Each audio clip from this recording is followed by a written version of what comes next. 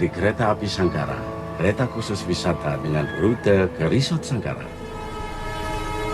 Kita ngelewatin 5 terowongan.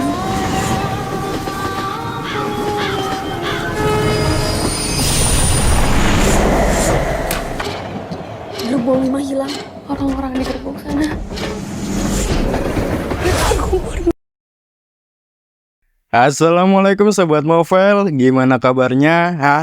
Lagi ngerasa beban hidupmu berat banget? Udahlah, cukup badan kita aja yang tambah berat ya. Pokoknya buat yang udah pada subscribe, aku doakan semoga setiap ujian yang Tuhan kasih ke kamu dapat terselesaikan dengan happy ending ya, amin. Ya gini, jujur aja ya, aku udah bikin review versi artikel, udah tayang beberapa hari lalu dan aku baru bikin versi videonya karena aku baru sempat. Tapi aku males buat tengok-tengok versi tulisannya, jadi kalau ada yang salah bisa kalian koreksi. Nama keretanya mungkin atau apalah ya. Langsung aja ya, aku mau bahas film horor Kereta Berdarah yang katanya menyajikan pengalaman seram melalui perjalanan kakak adik yang bernama Purnama dan Kembang. Filmnya disutradarai oleh Rizal Mantovani dan diproduksi oleh MVP Pictures.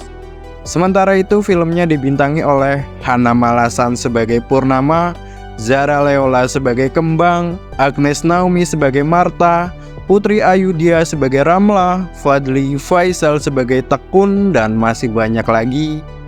Ya gitulah, kisahnya menyurati Purnama yang punya riwayat sakit kanker ya. Anggaplah udah sembuh, ya meskipun amit-amitnya bisa kambuh lagi. Purnama mengajak adiknya si Kembang buat berlibur ke resort alam yang baru dibuka di sebuah tempat terpencil. Untuk ke sana mereka harus menumpangi kereta wisata khusus namanya Kereta Sangkara.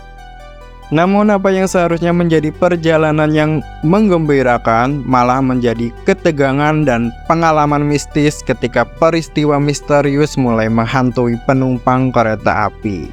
Ada banyak kejanggalan terjadi, dimulai dari perilaku penumpang dan hilangnya gerbong saat melintasi terowongan.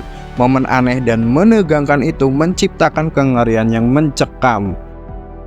Dalam perjuangan melawan setan penunggu hutan yang marah akibat hutan dibabat sembarangan oleh pihak pengelola kereta api, Purnama dan Kembang bekerja sama dengan para penumpang yang terjebak. Demi apa?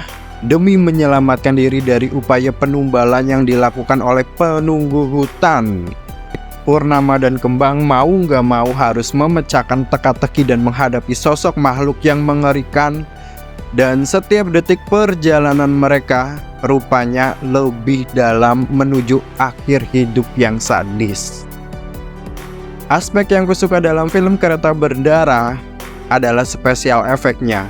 Efek CGI-nya berhasil membuat beberapa momen menjadi terlihat nyata, cukup mengesankan, dan aku berani tebak sepertinya sebagian besar anggaran dialokasikan untuk polesan visualnya.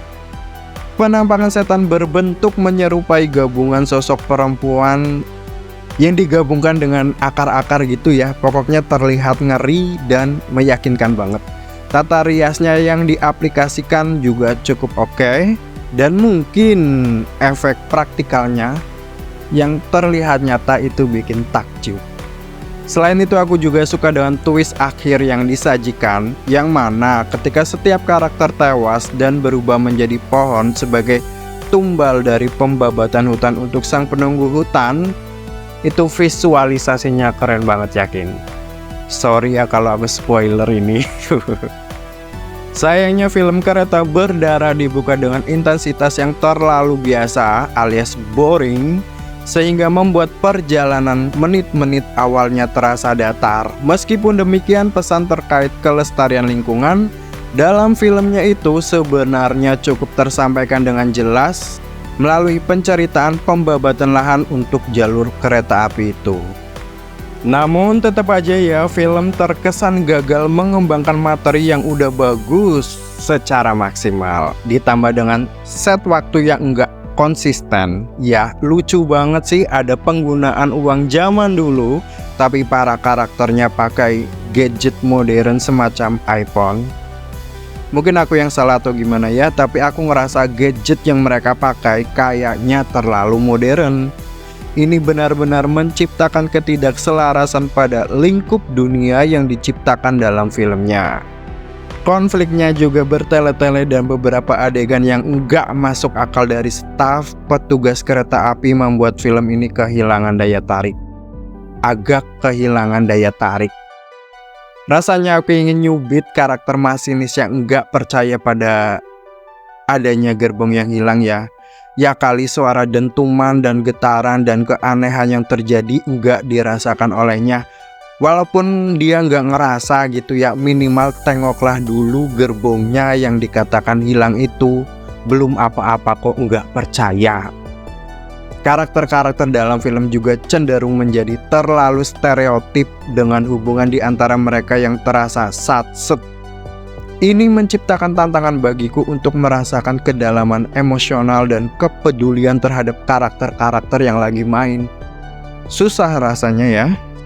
Nah udah gitu ya, setengah perjalanan film juga terasa terlalu memanjang, sementara kebrutalan gore baru disajikan di pertengahan hingga akhir film. Terus lagi ya, nonton film ini tuh kayak lagi nonton Train to Busan. Ya meskipun film kereta berdarah setannya setan penunggu hutan, sementara Train to Busan itu ya zombie. Ya beda sih, beda di feel lain gitu. Jadi secara keseluruhan film ini masih dapat ku nikmati meskipun dengan sejumlah kekurangannya ya. Dan skor dariku 6 dari 10 lah. Aku nggak tega buat ngasih 5 karena masih bisa aku nikmati. Efeknya juga keren, penampakan hantunya juga keren, hanya di beberapa aspek saja aku mau kasih 7 tapi itu terlalu tinggi ya, jadi sorry banget. Dan ini juga subjektif, bisa jadi film ini bagus di kamu, keren di kamu, jadi nggak masalah kan kalau kita beda pendapat. Kalau memang kalian merasa beda pendapat, ya kalian bisa utarakan aja di kolom komentar. Kita diskusi di sana ya. Makasih banyak buat yang udah pada mendukung Movel dengan ikutan subscribe. Dukungan kalian sangat luar biasa, itu benar-benar bikin aku semangat. Sampai jumpa lagi di review berikutnya. Wassalamualaikum, bye-bye.